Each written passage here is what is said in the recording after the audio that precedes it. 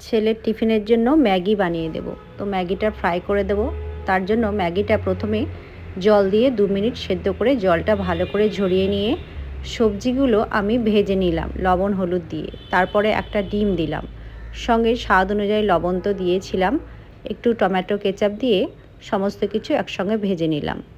এবার বয়েল করে রাখা ম্যাগিটা দিয়ে দিলাম। তারপরে ভালো করে ভেজে নিয়ে সামান্য একটু স্বাদের জন্য লবণ দিলাম। তারপরে দেখো এতে দিয়ে দেবো একটু ওই ম্যাগি মশলা। তো প্যাকেটে যেটা ছিল পুরোটাই দিয়ে দিলাম। ম্যাগি মশলাটা দিলে বেশ সুন্দর টেস্ট হয়। তো ভাজা ভাজা করে করলাম ম্যাগিটা আজকে, আর নামানোর আগে ধনেপাতা কুচি দিয়ে নামিয়ে নেব।